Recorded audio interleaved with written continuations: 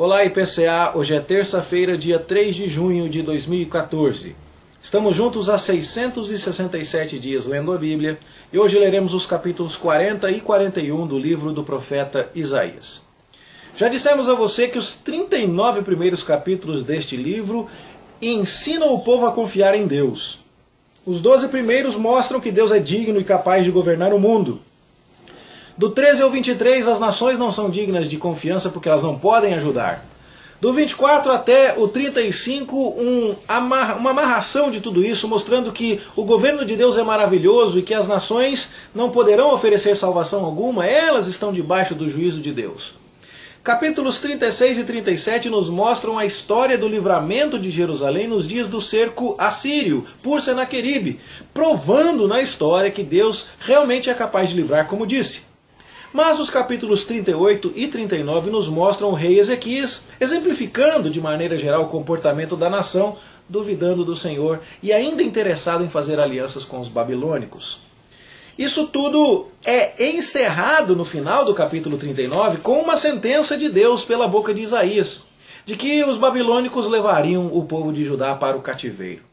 E isso tudo porque, de maneira histórica, já se está antecipando aqui que essa nação, a despeito de todas as demonstrações de Deus, de que o Senhor era digno de confiança, e de todas as exortações do profeta, o povo não aprenderia a confiar em Deus. Então, a disciplina de Deus viria por meio do cativeiro na Babilônia, anunciado nos versos finais do capítulo 39. Só que isso levantaria dúvidas. Deus disse que era capaz de proteger o povo. Deus disse que controla tudo. Deus disse que é poderoso. Deus disse que Ele pode livrar. E agora o povo vai para o cativeiro? Alguém poderia olhar para tudo isso e dizer, não, Deus na verdade não era poderoso, coisa nenhuma. Deus na verdade nunca se importou com esse povo. Deus na verdade não tem condições de consertar a besteira que esse povo fez com seus pecados. E é justamente para responder essa questão que os capítulos seguintes se manifestam, complementando esta visão da confiabilidade de Deus. Nós vamos ver aqui nos capítulos que lemos hoje, nos próximos dias, que Deus quer livrar o seu povo, que Deus pode livrar o seu povo e que o seu poder é incomparável. E isso deve ficar claro a todo mundo. Nem mesmo o pecado de Judá impede Deus de agir soberanamente como quiser. E o que veremos então a partir do capítulo 40 é exatamente isso. Se no capítulo 6 tivemos a visão que Isaías teve do trono celestial, quando os serafins clamavam lá no céu que Deus é santo, quando a glória de Deus enchia o templo, e Isaías então recebe uma mensagem para proclamar que o povo que se esqueceu de Deus, que não confia mais em Deus, agora seria anulado até que as suas cidades ficassem desertas. Aqui no capítulo 40 nós temos vários desses temas mencionados outra vez, mas agora no cenário da restauração. Na visão do capítulo 6 é o juízo de uma nação que não confia em Deus. Na profecia do capítulo 40 é a promessa de restauração de um Deus que é digno de toda confiança. Assim, não são os serafins que clamam aqui, mas é uma voz que clama no deserto para preparar o caminho de Deus para essa restauração. A glória não é vista lá no templo, mas ela é vista manifesta para toda a carne ver. E agora as cidades, como nós vemos no verso 9, não estão mais desoladas, mas estão se preparando para a restauração, estão se reerguendo. E então você percebe claramente a conexão dos temas. O povo que não confiou em Deus e foi disciplinado, agora recebe a promessa de que será restaurado e as garantias de que pode confiar nessa restauração. Quais são essas garantias? Deus quer livrar o seu povo. É dito então que o povo deve se consolar, que Deus está falando ao coração de Jerusalém, dizendo que Ele já puniu os seus pecados e agora Ele vai arrumar todo o cenário que ficou bagunçado por conta do seu juízo. Então, há boas novas a serem anunciadas em Sião, como diz o verso 9. Deus quer livrar. A partir do verso 12 nós vemos que Deus pode livrar, porque Ele é poderoso, Ele contém as águas do mundo inteiro na mão, Ele mediu os céus com seus palmos, Ele pesa as montanhas na balança romana dele ali, e Ele tem uma sabedoria que ninguém lhe ensinou, coisa que é citada lá em Romanos 11 pelo apóstolo Paulo. Isso faz de Deus uma criatura incomparável, alguém extraordinário, um ser supremo, que é digno de toda a confiança, mesmo depois que Judá tenha sido enviado para o cativeiro na Babilônia. Os ídolos não são capazes de fazer coisa alguma desta natureza. E então contrasta-se aqui a majestade, a soberania, a glória de Deus com a tolice da idolatria, que é um dos motivos pelos quais Judá vai parar no cativeiro. E o que temos, então, é esse conjunto de temas. Deus quer livrar, Deus pode livrar, a idolatria não funciona, e vejam como Deus está anunciando tudo isso desde o princípio, para que vocês saibam que o que vai acontecer ao seu povo é algo que Deus planejou e Deus está executando.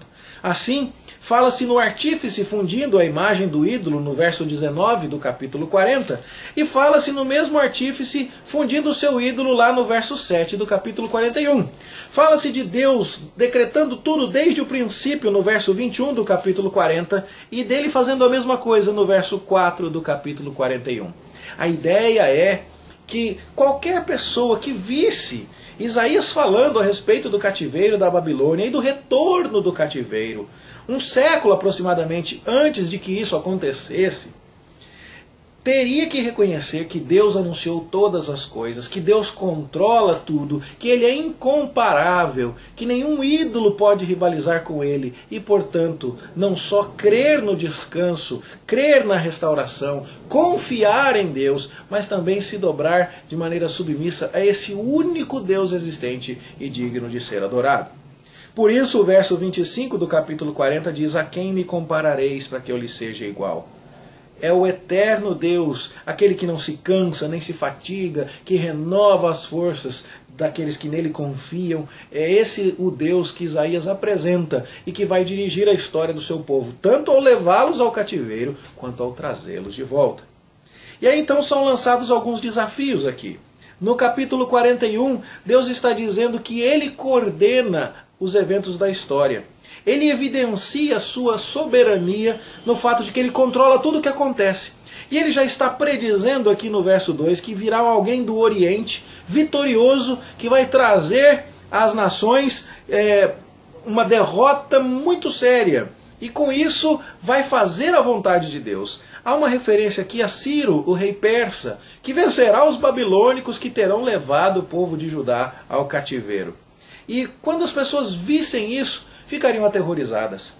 Deus de fato anunciou coisas que aconteceriam tanto tempo depois. Ele é de fato poderoso, ele é de fato digno de confiança. Ele pode, ele quer livrar o seu povo. Israel precisa aprender isso. E no verso 8 do capítulo 41, Deus se dirige a Israel dizendo: não temas, meu servo Jacó, eu escolhi você. Não temas, diz o verso 10, porque eu sou contigo, eu vou te fortalecer, eu vou te ajudar. Verso 14, não temas, vermezinho de Jacó, povozinho de Israel, eu te ajudo, eu sou o teu Redentor. E então, ao mostrar que Deus controla tudo, controla a história, controla as nações, Ele é superior aos ídolos, Ele controla toda a natureza, Ele mediu os céus com os palmos, nós temos aqui uma poesia magnífica, mostrando que ninguém pode superar esse desafio que Deus propôs. Ninguém pode fazer igual. Ninguém pode dizer que vai trazer uma nação, levar outra daqui para lá, coordenar o destino deste ou daquele povo. Só Deus pode fazer isso. E isso deveria inspirar as pessoas a confiar no Senhor. São desafiados, portanto, neste primeiro momento do capítulo 41, aqueles que confiam nos ídolos. Ídolos não podem fazer isso. São desafiados os próprios ídolos a partir do verso 21 do capítulo 41. Esses ídolos são chamados por Deus em uma demanda para provarem que são alguma coisa. E Deus diz a eles no verso 23, anunciai-nos as coisas que ainda hão de vir, para que saibamos que sois deuses. Não, eles não são deuses. Não. O que vamos encontrar aqui então são declarações a respeito da pessoa de Deus que são magníficas.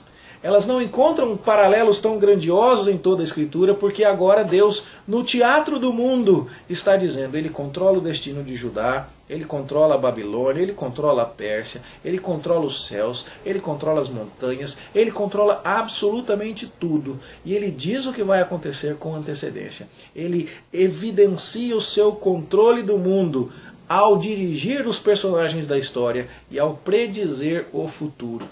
Isso mostra que Ele é o Criador, que Ele é o soberano Senhor e que Ele é o divino redentor do seu povo. Que declarações maravilhosas a respeito de Deus. Então, Israel como seu servo não deve temer. Israel como seu povo escolhido deve confiar na restauração que Deus fará após o cativeiro babilônico. Mas não se fala apenas do servo Israel, que deve então servir, até mesmo com a sua história, de testemunho para o mundo todo de que o seu Deus tudo controla. Há um servo em particular que vai agir no temor e na obediência de Deus para testemunhar essa soberania divina aos olhos do mundo inteiro. É o servo sofredor, aquele sobre o qual leremos 4 cânticos nestes capítulos finais de Isaías. O primeiro é o capítulo 42, texto que estudaremos amanhã, se Deus nos permitir. Mas o tema, em suma, destas sessões é: Deus pediu ao povo que confiasse nele, mostrou que era digno dessa confiança, desacreditou as nações, provou isso na história, no cerco de Senaqueribe, mas a nação, à semelhança de Ezequias, não confiou. Então agora esse povo vai para o cativeiro da Babilônia. Isso não significa que Deus desistiu do povo, que Deus não tem poder ou não tem interesse em salvá-lo. E as demonstrações de que nada disso é verdade vêm nestas páginas. Deus quer, Deus pode, Deus não foi impedido pelo pecado do povo de libertar e de conduzir o destino do seu servo Israel. E ele então mostra que tem essas qualificações, evidenciando o seu controle da história, evidenciando sua sabedoria e o seu direito e a sua competência para predizer o futuro. E ele agora vai mostrar também de que maneira restaurará o seu povo através de um servo em particular. Sobre ele a gente lê amanhã, se Deus nos permitir.